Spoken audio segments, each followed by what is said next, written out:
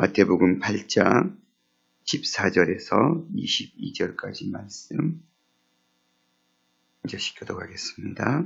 예수께서 베드로의 집에 들어가사 그의 장모가 열병으로 앓아 누운 것을 보시고 그의 손을 만지시니 열병이 떠나가고 여인이 일어나서 예수께 수정들더라. 저물매 사람들이 귀신 들린 자를 많이 데리고 예수께 오거늘 예수께서 말씀으로 귀신들을 쫓아내시고 병든 자들을 다 고치시니 이는 선지자 이사야를 통하여 하신 말씀에 우리의 연약한 것을 친히 담당하시고 병은 짊어지셨도다 함을 이루려 하심이더라. 예수께서 무리가 자기를 에워싸는 것을 보시고 건너편으로 가기를 명하시니라. 한 서기관이 나와 예수께 아뢰되 선생님이여 어디로 가시든지 저는 따르리이다. 예수께서 이르시되 여우도 굴이 있고 공중의 새도 거처가 있으되 인자는 머리 둘 곳이 없다 하시더라. 제자 중에 또 한 사람이 이르되 주여 내가 먼저 가서 내 아버지를 장사하게 허락하옵소서. 예수께서 이르시되 죽은 자들이 그들의 죽은 자들을 장사하게 하고 너는 나를 따르라 하시니라. 아멘. 8장부터 시작되었던 치유의 사역 세 번째, 오늘은 베드로의 장모 열병을 고치시는 사건이 기록되어 있습니다. 당시의 사회적 소외계층, 여인들, 여자들, 예수님은 그들에게도 당연한 사랑의 그 손길을 내밀고 있는 그들에게도, 여인들에게도 마땅히 복음의 은혜 역사가 선포되어야 함을 이야기하고 있습니다. 베드로는 이제 주님의 제자로서 예수님과 함께 그 3년의 공생의 사역들을 시작해야 될 예수님의 제자였죠. 어떤 면에서는 베드로는 고기 잡는 그물을 버려두고 예수님을 따라야 했습니다. 아마 베드로가 예수님을 따른다라는 것은 베드로의 가족에게서는 큰 희생과 헌신이 필요했을 것입니다. 남편이 고기 잡는 것을 포기하고 예수님을 따른다? 베드로의 장모의 입장에서 사위가 자기 일을, 생업을 그만두고 주를 따른다고 하면 어서 따르십시오 하는 것이 쉽지 않았을 것입니다. 당장 생계에 문제가 걸렸기 때문에. 아마 베드로의 장모를 고치시는 사건들을 통해서 아마 베드로의 부인도, 베드로의 장모도 나의 이 질병을 고쳐주신 분은 주님이시고 그 주님은 하나님이시다를 직접 이 치유 사역을 통해서 경험했을 것입니다. 그러니 아마도 장모도 부인도 베드로의 사역에 있어서 따라야 될 분 주님이십니다. 기꺼이 따르십시오. 나머지 가정에 대한 가정사들은 우리가 책임지겠습니다. 아마 이런 마음들을 얻을 수 있었을까 생각되었습니다. 뿐만 아니라 베드로의 열병, 아마도 말라리아가 아니었을까 학자들이 이야기하는데 그 열병으로 앓아누운 그 장모, 그 여인에게 또 주님은 손을 만지시고 열병이 떠나가게 하는 이 일들을 통해서 동일하게 소외됐던 계층들, 어제는 나병 환자, 또 하인에게도 주의 복음, 십자가의 사랑이 선포되었던 것처럼 여인에게도 이러한 사랑이 증거되어야 한다고 이야기해주고 있는 것 같습니다. 그러면서 저물었는데 사람들이 귀신 들린 자들을 많이 데리고 왔습니다. 그때 예수님께서는 그들도 외면하지 않고 귀신 들린 자, 그러면 아마 사회적으로도 공동체 생활 속에서 함께하지 못하는 그런 또 소외계층이라고 볼 수 있겠죠. 그들을 또 예수님께서 나올 때 말씀으로 귀신들 다 쫓아내시고 병든 자들을 다 고쳐주셨다. 이것이 선지자 이사야를 통하여 하신 말씀에 우리의 연약한 것을 친히 담당하시고 병을 짊어졌다. 특별히 이것을 이사야 53장 4절 보니까 그는 실로 우리가 받아야 할 고통을 대신 받고 우리가 겪어야 할 슬픔을 대신 겪었다.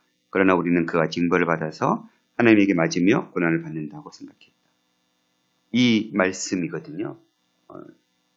제가 새 번역으로 읽어드렸고요. 원래 우리 개역 개정에는 그는 실로 우리의 질고를 지고 우리의 슬픔을 당하였거든 우리는 생각하기를 그는 징벌을 받아 하나님께 맞으며 고난을 당한다 하였더라. 원래 이 이사야 53장은 고난의 종의 노래이거든요. 예수님께서 우리의 죄를 사하시기 위해서 십자가의 모든 그 고난과 고통을 다 감당하셨다. 그런데 마태는 그것을 우리의 육체적인 질고를 지고 있는 모습으로 바꾸셔서 적용하고 있어요. 육체의 질병, 또 예수님은 그 질병 가운데 있는 자들을 고치시고 살려내실 때 그들의 그 육체적인 고통으로 인해서 죽음 가운데 몰려있는 그 영혼들을 살피신 거죠. 그들의 고통을 자신의 고통처럼 위하고 내가 저들을 살려내지 않으면 저들은 죽을 수밖에 없는 연약함 가운데 있다. 그러니 내가 살려내야 되겠다. 마치 십자가의 사역으로 우리를 죽을 죄에서 해방시켰던 것처럼 그런 마음으로 주님께서 사역하실 것이다. 이렇게 마태가 적용했던 것 같아요. 우리도 고통 가운데 있는 병원에 있는 성도들, 이웃들을 생각할 때마다 안타까움이 있죠. 빨리 저 고통 속에서 헤어나왔으면 좋겠다. 빨리 저 질병으로 고침받았으면 좋겠다. 그런 마음과 같은 주님이 그렇게 온갖 질병에 있는 자들, 또 귀신 들린 자들을 그 마음으로 고쳐내 주셨다. 마태는 기록하고 있습니다. 이것은 아마도 1절에서부터 15절까지의 모든 고침 사역을 통틀어서 요약해주고 있는 그런 말씀으로 생각할 수 있습니다. 그리고 다시 또 18절에는 이후에 이제 24절부터 25절, 23절부터 이어질 또 여러 가지 기적들의 어떤 중간 역할을 감당하고 있는데요.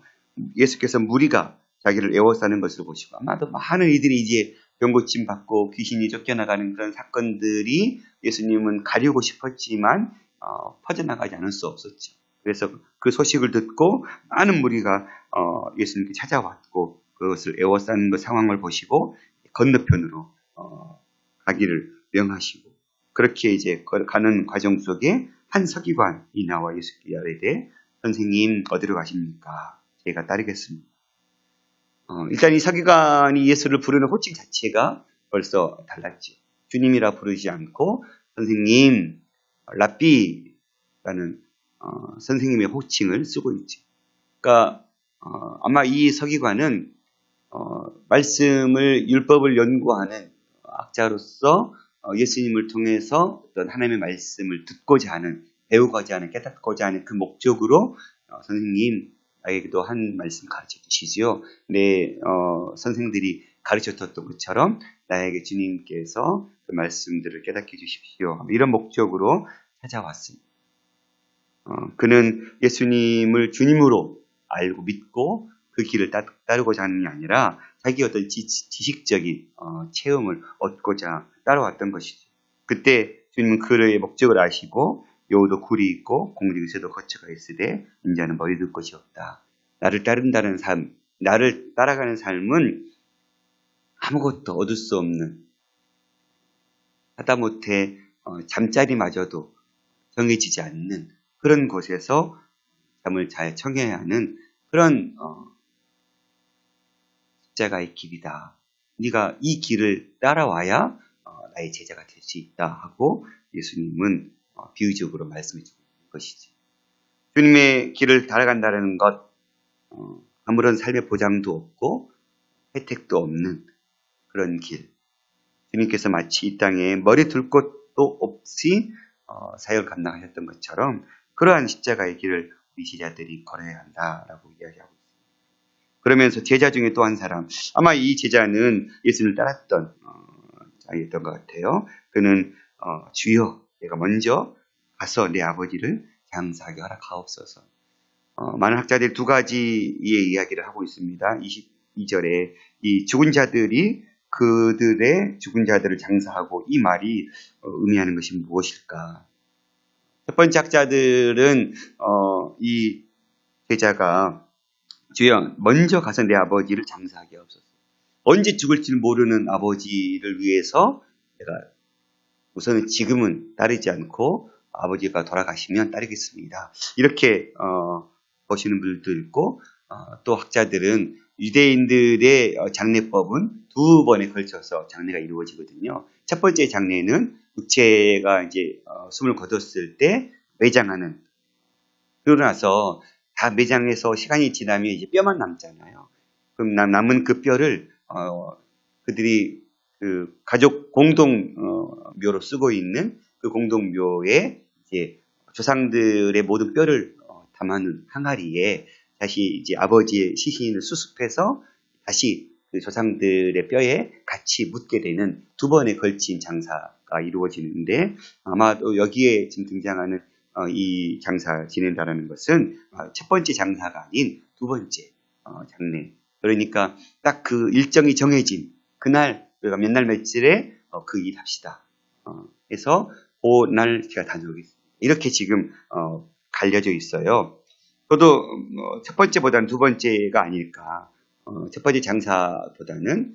그런데 그것이 첫 번째이든 두 번째이든 오늘 주님께서 하신 이 말씀의 가장 포인트는 불효를 행하거나 가족이 일을 등한시하거나 이것에 초점이 맞춰야 되는 것이 아니라 그만큼 주님을 따른다는 것은 너의 삶의 우선순위를 세워야 된다는 거죠.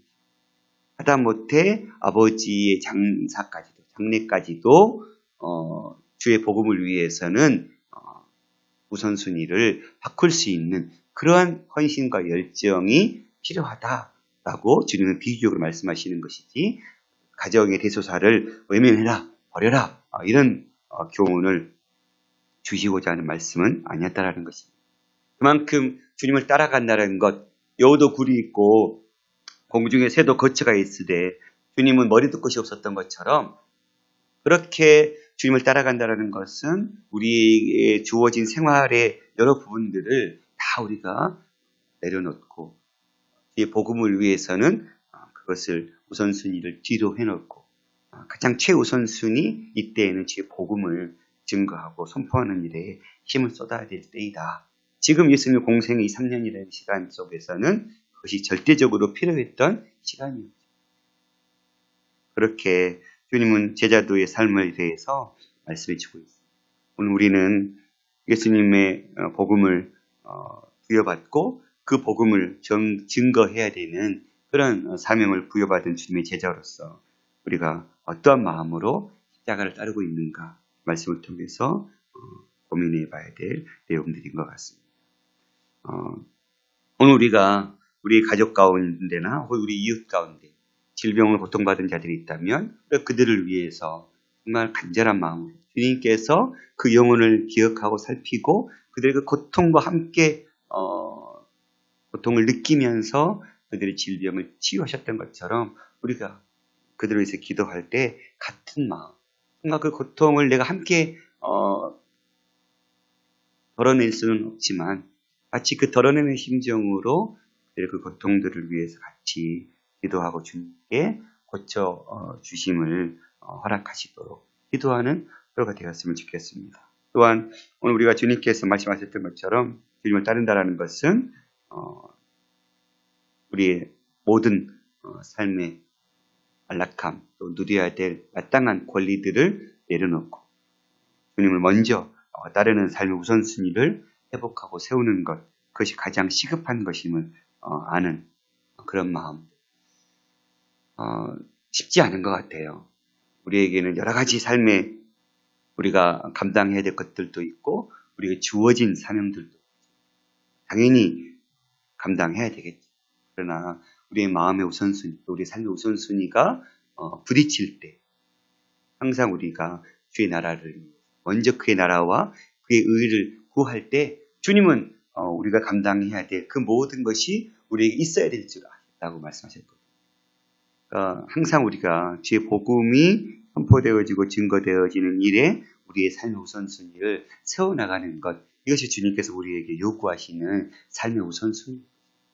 급하고 중요한 것을 우리는 먼저 늘 감당해야 되잖아요. 급하지 않고 중요하지 않는 것이 우리의 삶 가운데 가장 뒤처진 것처럼 삶의 우선순위에도 그렇게 우리의 우선순위가 있는데 영적인 것들을 감당하는 데 있어서는 그 삶보다도 더 먼저 우리의 삶 속에서 시간과 물질과 모든 상황들을 먼저 떼어놓고 주의 나라를 위해서 힘쓰고 헌신하는 그 삶이 지속적으로 이루어질 수 있었으면 좋겠습니다. 생동교회가 그렇게 주님께서 정말 삶을 온전히 들여서 이 십자가의 사역을 감당하셨던 것처럼 우리가 주의 복음의 사역들을 능히 감당하는 귀한 공동체로 또 한국교회가 다시금 이 십자가의 복음의 공동체를 사명을 감당하는 귀한 공동체로 지금 세워질 수 있었으면 좋겠습니다. 기도하겠습니다. 살아계신 아버지 하나님 감사합니다.